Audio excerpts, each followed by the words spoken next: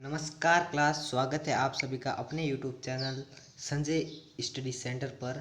Sanjay study centre पर आप सभी का स्वागत है। बच्चों, कैसे हो आप सब? मेरे हिसाब से आप सभी अच्छे होंगे। तो बच्चों, आज आपकी डिमांड के ऊपर हमने कक्षा 10th और 11th के लिए अपना हिंदी एवं उससे संबंधित विषयों के अंदर एक नया चैनल बनाया है, जो कि है अपना संजय स्टडी सेंटर। तो मित्रों और विद्यार्थियों, अगर आपको ये वीडियो पसंद आए तो इस वीडियो को लाइक कर देना, और ऐसे वीडियो पाने के लिए हमारे चैनल को सब्सक्राइब कर देना। आज से ही हम इस पर शुरू करने वाले हैं मित्रों। आज हम कक्षा 11th का 11वीं का है ना हिंदी का देखेंगे, हिंदी का करेंगे, और कल हम है ना हम करेंगे कक्षा 10th का, जो कि फर्स्ट चैप्टर। और अब हम शुरू करते हैं। तो ये है ना क्लास 11th 11वीं का हिंदी आरोह भाग 1 प्रेमचंद का। आज हम इस वीडियो के अंदर सिर्फ प्रेमचंद जी का, लेखक का है ना परिचय देखेंगे। तो शुरू करते हैं इस वीडियो को। तो प्रेमचंद जी का है ना हम जीवन परिचय देखेंगे इस वीडियो के अंदर। तो प्रेमचंद जी का ना मूल नाम तो था धनपत राय मित्रों।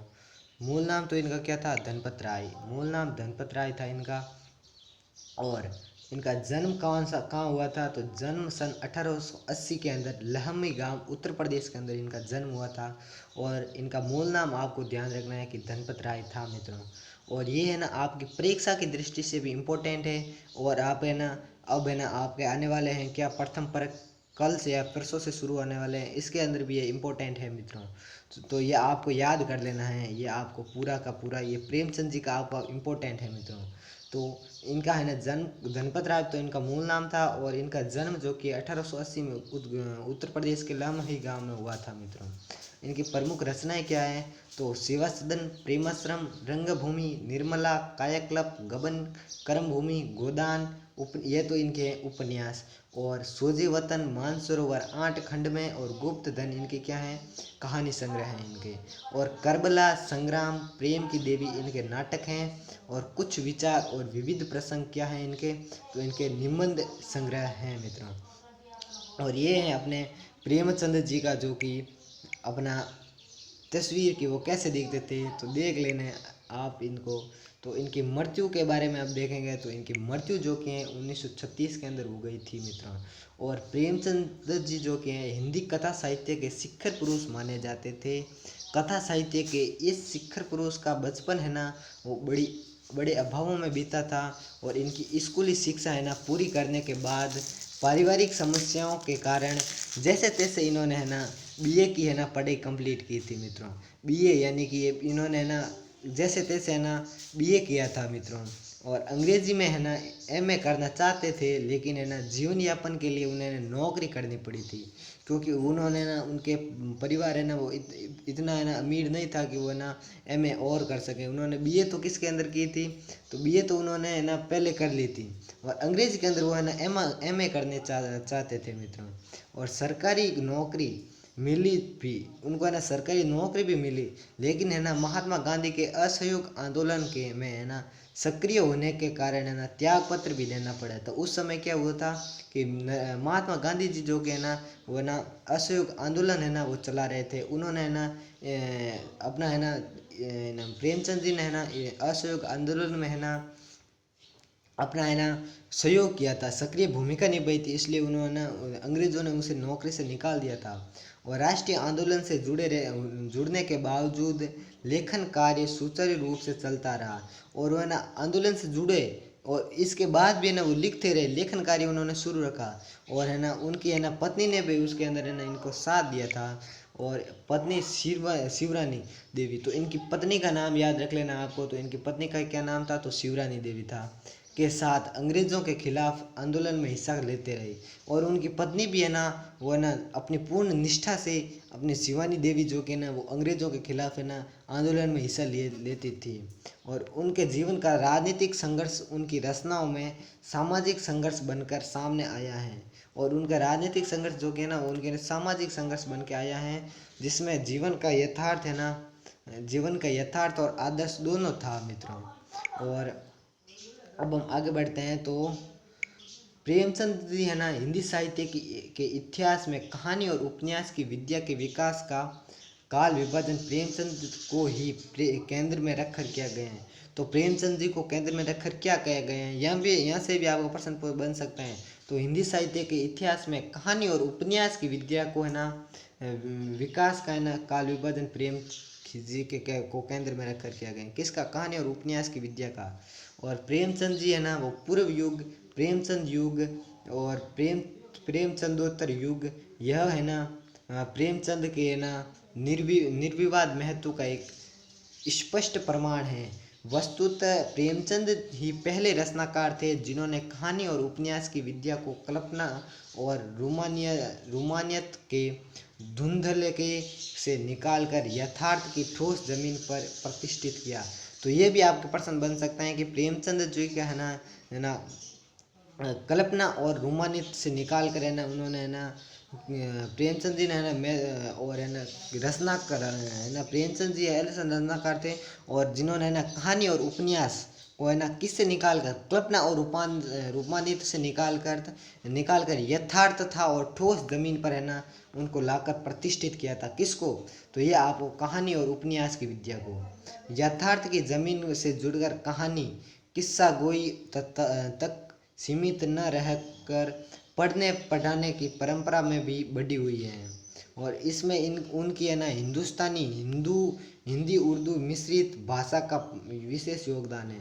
तो इसमें किसका योगदान है? तो हिंदी उर्दू यानी कि मिश्रित भाषा का है ना इनका योगदान है इसके अंदर।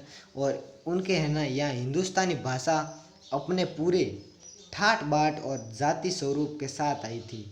और यहाँ पर है ना इन्होंने ये लिखा था ना उसके अंदर है ना हिंदुस्तानी भाषा ने वो ठाट बाट से आई थी। और किसके साथ आई थी? हिंदुस्तानी भाषा पूरे ठाट बाट और जातीय स्वरूप के साथ आई थी। उनका आरंभिक कथा साहित्य कल्पना उनका आरंभिक कथा साहित्य कैसा था? तो कल्पना, संयोग और रोमानित के ताने बाने से बुना हुआ था। और लेकिन एक कथाकार के रूप में उन्होंने लगातार विकास किया और पंच परमेश्वर है ना पंच परमेश्वर, ये ध्यान रख लेना, पंच परमेश्वर जैसी कहानी तथा शिवा सदन है ना शिवा सदन भी याद रखना कि पंच परमेश्वर तो क्या थी? कहानी थी। और शिवा सदन जैसे है ना उपन्यास, तो शिवा सदन क्या है? तो ये उपन्यास है मित्रों, उपन्यास याद रख लेना, उपन्यास है आपको याद रखना है। तो शिवा सदन क्या है? तो उपन्यास है।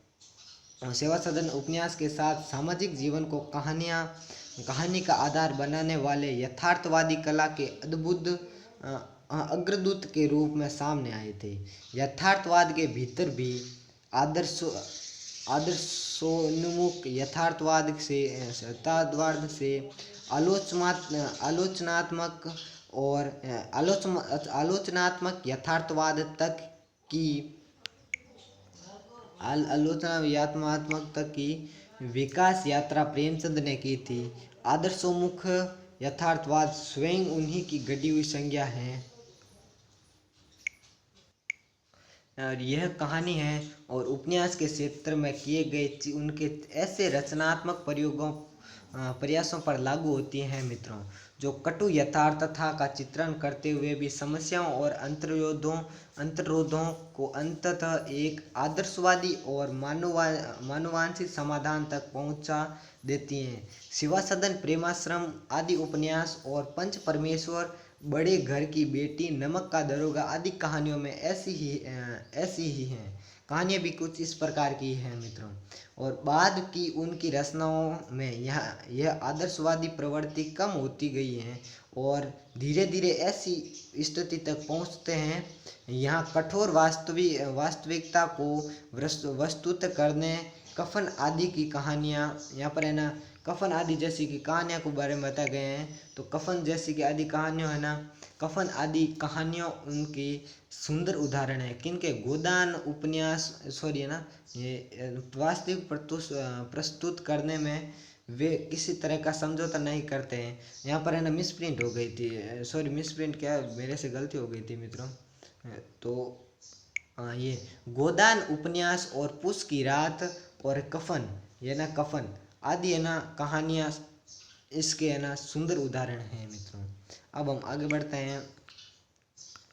तो आगे बढ़ते हैं और यहाँ है यहाँ दी गई कहानियाँ कहानियाँ है ना, वो नमक का दरोगा प्रथम जो कि प्रकाशन कब हुआ था, 1914 ईस्वी में प्रेमचंद की बहुचर्चित कहानी है। कौन सी है? नमक का दरोगा, जो कि कब हुई थी प्रकाशित, तो 1914 के अंदर, याद रख लेना है।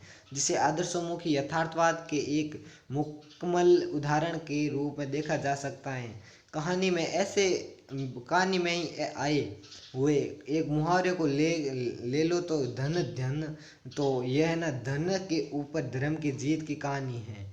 धन के ऊपर किसकी है? धर्म की जीत। और धन और धर्म को क्रमशः सद्वृत्ति और असद्वृत्ति, बुराई और अच्छाई, सत्य और असत्य इत्यादि भी कह सकते हैं।